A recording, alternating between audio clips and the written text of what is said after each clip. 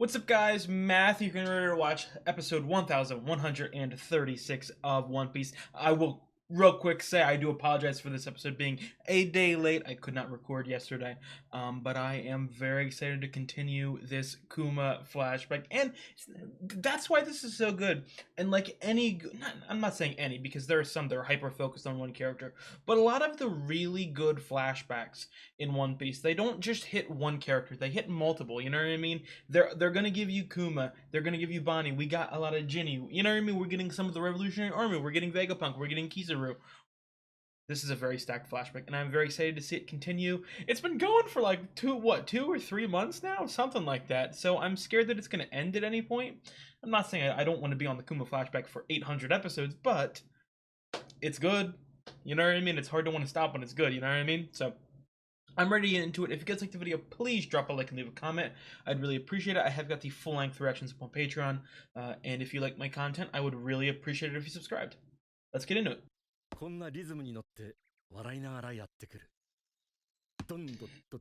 The more, obviously, I've had 8 days since I last watched the last episode. Her fruit is so overpowered, and like, this is why I wouldn't be good with the devil fruit, because I knew the functionality of her fruit since near the beginning of Egghead. And I didn't even think that this was a possibility. I mean, if you really think about it, she can picture herself in a future of anything. A future where I ate the string fruit, or a future where I ate the fire fruit. You know what I mean? Whatever, Captain. Yo, why she... That's the thing about One Piece too. The more that the show goes on, the drippier the drip gets. Oh my god! She damn near killed him! Pacifista. Yeah, you can see him right there. I don't know, he's acting kind of human. Oh wow, okay, damn, my bad. Oh, that is heartbreaking, man. I was gonna say, you're gonna hunt him down?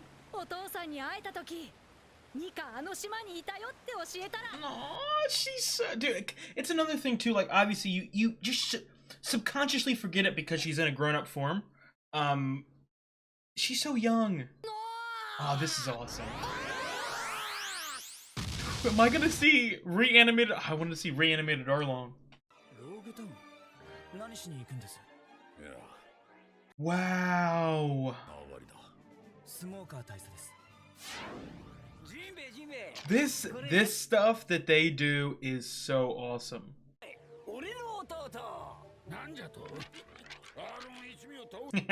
Rub it in his face a little bit.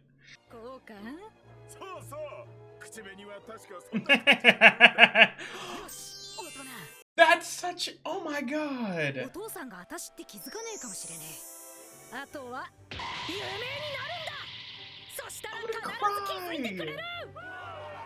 That's so again, stuff like that. Like, obviously, Oda didn't... He didn't pre-plan that. But he's so good at putting meaning behind meaningless things originally, if you understand what I mean. The best at it.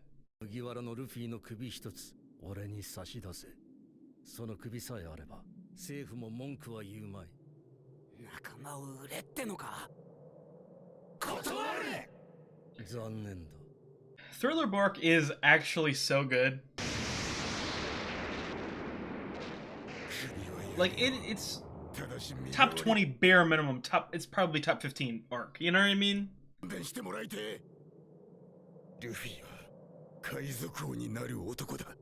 Zoro's most famous moment. Not my favorite Zoro moment. Top 5. I'm weird. I like Whiskey Peak more than this. I know some people are gonna go, "What are you talking about? That is a blasphemous take." I don't know. I just like it more.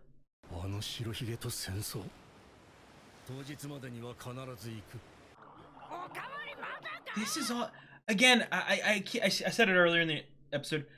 Oda is so good at recontextualizing stuff. It's like, it's a niche skill in writing that I think that Oda is without a doubt the best at. Oh, I have goosebumps. I saw my girl Kami. The Kami and Papagu relationship is one of my like top 3 funniest things in the entire show. I'm like dead up honest.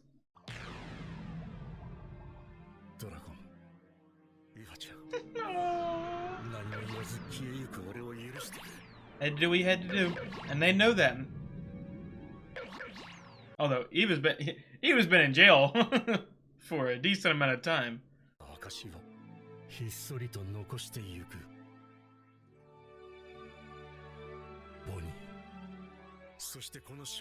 Wow.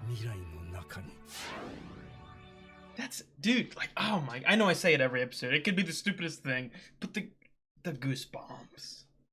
The end of Sabaody is one of the greatest, you know what I mean, parts of One Piece, like top 5 in my opinion. This adds more impact from the other side, you know what I mean? It makes it feel almost like a tinge of heroicism.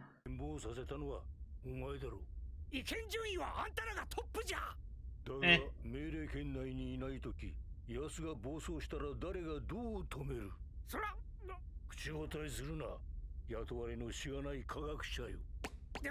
Do you know what I do? You guys rely on me for stuff.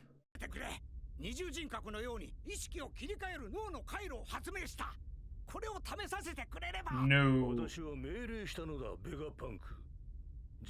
Put it in there anyway. Never mind.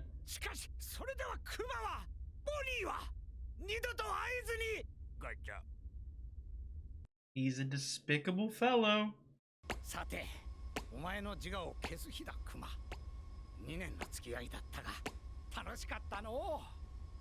Put like a dead man switch in there, or did his will to protect Bonnie like overpower it? Gotta be him.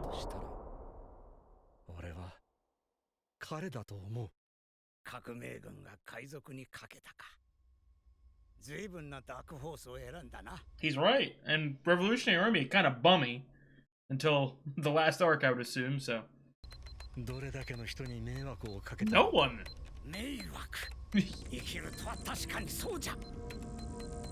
I don't think so. I think he's made every single life around him better.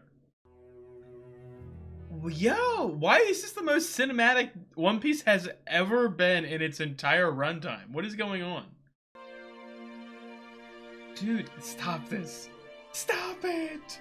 Like, I've already seen all this stuff, you know what I mean? And it's giving me re-goosebumps. It's re-goosebumpifying me. We're gonna find some diamond stone gem woman in like 2 arcs and... Oh, she's alive!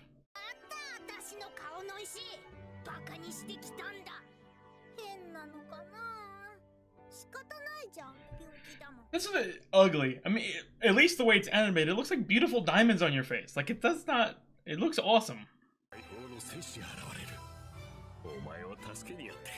Oh, I didn't even think about that. Did the Warrior of Liberation Nika Awakening wake him back up too?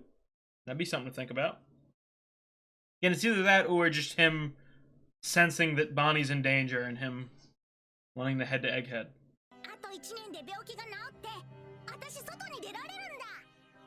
It's also something to think about, like Bonnie obviously has one-on-one interactions with Saturn, so that still is to come, I would think.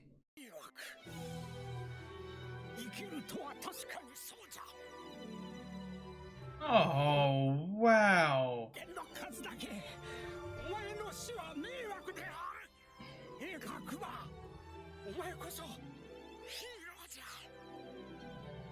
Absolutely.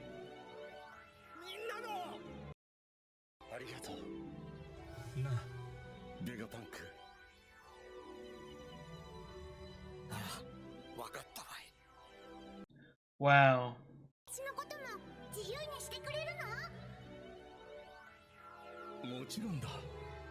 I have goosebumps for like 4 straight minutes. Oh my god. This episode is so cinematic.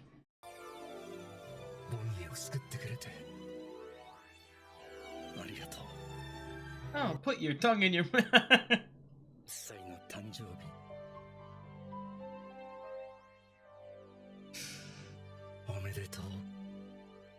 Man, I gotta be honest, and like I say it multiple times in the reactions and this and that, and I'm sure I'm repetitive. I had goosebumps for like half the episode, and it's crazy. And I'm not saying this is like a huge negative, like that was the worst episode of anime I've ever seen. No, no, no. Half of it was a recap of the last like 10 episodes. You know what I mean? Like it wasn't like some, you know what I mean, epic this that. No, it was the setup. It was a 10-minute flashback to build up to the most one of the most emotional moments. You know what I mean? Definitely of the arc, maybe even of the show. Like I said, Kuma has been such an amazing protagonist in these last 10 episodes, um, that it's like a heroic sacrifice. You know what I mean? And it's so unfair, but oh my god, I almost cried there too. And I'm trying to think, when was the last time I cried in One Piece? Maybe Whole Cake? Probably Whole Cake. I liked. I've had this conversation many times on my channel. I liked Wano. I didn't love it. I didn't think it was like, oh, the greatest arc of all time. Yeah, it was a good arc for One Piece. It was. It's like I think I have it ranked as my ninth favorite arc in One Piece, right above Alabasta and Skypiea, and right below. And this is controversial. I have it below Zoe. So because well Zoe made me cry. Well, Zoe was before Whole Cake, so it wouldn't really matter. But yeah, Whole Cake's probably the last time I like full on cried. But as you guys have seen through these egghead reactions, I have gotten close way, way, way too many times. Oh my god, man! And seeing Vegapunk with his goofy ass tongue, you know what I mean? First of all, there's tears coming off his tongue, so I don't know if that's drool or it's actual tears, but it's such a visual. You know what I mean? And I said this multiple times as well throughout the reaction, and I just like I really want to emphasize this. One Piece. One Piece is one of those weird shows where it's obviously the greatest of all time, but like it's more, in my opinion, it's more of like an all-around sort of thing where it has like two or three niche aspects of it that are like 10 out of 10, but most of the stuff's like a good 7 out of 10. Something like the cinematography, it's never really like, you know what I mean, like you're watching like a Tarantino movie or something. You're watching the shots and the angles and all that. But this episode had that, and it was obviously due to that. It was like an artistic, it was like poetry, that montage was. I really, really enjoyed that part. Obviously, that is the end of the Kuma part of this flashback. Again, there's still a little bit about him and his current mission, and you know what I mean. I'm sure that Vegapunk or Kuma, when arriving, will tell us the exact specifics of what he has essentially awakened to do. But now I would assume we're going to focus on the Bonnie part, and obviously, still got this question about her power. Did she actually just randomly eat a devil fruit? Was it some sort of experiment that was done while she was in, I don't want to say captivity, while she was at the lab? And are there any other hidden secrets about it? Because as I said in the beginning of the reaction, her fruit is unlimited. To be quite honest, her fruit. Here, I hope this makes sense. I don't like her fruit in terms of like, from an outsider looking at how powerful it is, because it's OP. It's OP and it sort of feels like a Deus Ex Machina, you know what I mean? Like she can literally do anything. But in terms of like hype factor and like oh my god, she can do anything. She can imagine a future where she's Nika. She can imagine a future in which she I don't know, knows the eight sword style. Like she can imagine a world in which she trains and gets the highest hockey of all time. Like she should be unbeatable, and it's a limit of her imagination, and I think that is an excellent sort of parallel to the Nika powers and to Luffy in general. It's her fruit. I'm gonna be honest. I'm not gonna be honest because there shouldn't be an argument. She has the most OP fruit in the history of, you know what I mean? Where are the limits? Can she? I think I said this last episode, but can she imagine a future in which she uses the OP no Me? Like, there are no limits. Can she imagine a future in which she does whatever Blackbeard did and has multiple fruits? again, because of the writing, and you know what I mean. I don't think it'll actually happen, or any of those scenarios will actually happen, but the possibilities are endless. And something I did want to say that I have big compliments for, and it's something like looking back, and there are some negatives. And I think that this shifts it to a positive in terms of this. I love Dressrosa. It is my fourth favorite arc. I'll tell you what, on a rewatch, it's probably going to be my fifth behind Whole Cake. But as of right now, on my first watch, I did like it a little more than Whole Cake. One of the negatives about Whole Cake is that Luffy beats Doflamingo at the end for me. I think that obviously should have been reserved for Law. It's not a huge problem. It's just, you know what I mean, a slight negative. You think to Wano, it's awesome seeing Luffy beat Kaido, you know what I mean? But like emotion wise, it would have been better. And this one, I'm not saying like with Dressrosa, Law should have beat Doflamingo. I'm not saying that this is the case with Wano, but I'm just saying this: if someone like Momo or Yamato or something like, if someone from Wano beat Kaido, it would have been a little more emotionally hitting than just Luffy doing it. Because Luffy doing it, it's just big. Luffy beats a big powerful pirate. It's not like something that's been done to him, if you understand what I mean. So I feel like because Luffy's the main character, there are a couple instances in the show in which he's the main character. He's going to win the final battle. He's going to beat the bad guy. But sometimes there are other choices for that to happen. In this arc, in Egghead, that doesn't have that problem. Because Kuma and Bonnie, you know what I mean? They look at and worship the sun god Nika, essentially. You know what I mean? They think of this figure as someone who can help them, who can save them. So when Luffy at the end of the arc probably beats Saturn, or probably beats Kizaru, or at least gets them away from the island, that emotional impact is still there because Luffy, as the main character, gets to do his shtick and beat the bad guy, but also the emotional weight of the sort of side characters is amplified by Luffy doing those actions. So I really have to give props and respect and love for that part of this arc. Again, I'm not saying that it like ruins other arcs, like, you know what I mean. Like Dressrosa, again, I repeat, is one of my favorite arcs. It's just that Law probably should have done it. But I think that this arc is great in that aspect. It sort of solves a problem, if that makes any sense. But I think that, man, I'm trying to think. This arc might end up. I don't know. I have it above Sabaody. I'm gonna officially say it. So Egghead is my sixth favorite arc. Now, like I said, it has to pass Dressrosa and Wano. Not Wano. Not Wano. Dressrosa and Whole Cake. I don't know if it can necessarily get to those heights. Just because of the length. But in terms, like, pound for pound, Egghead is up there. You know what I mean? Like, it's, I mean, top six of One Piece. You know what I mean? That's already up there. But I mean, it really is good, man. It really is. But I am excited for next week. Like I said, I would have to assume that we're gonna jump back to Bonnie and see exactly how she ends up. You know what I mean? And I would assume we're gonna follow her up all the way up to getting to Egghead modern timeline.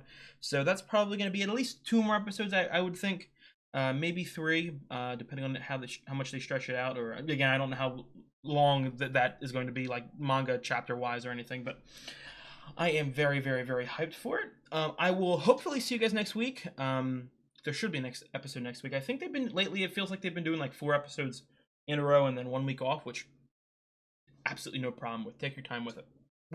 At the quality that these episodes have been, absolutely no complaints from me. But I will see you guys next Sunday. Sorry, I'm losing my mind here. Next Sunday. Again, I do apologize for this video coming out on Monday, 1 day later than it usually does, but shit happens, you know what I mean? I will see you guys next week. If you guys like the video, please drop a like and leave a comment. I'd really appreciate it. I have got the full-length reactions on Patreon. And if you guys like my content, you like my One Piece reactions, I would really appreciate it if you subscribed. I'll see you guys. You guys have a good one.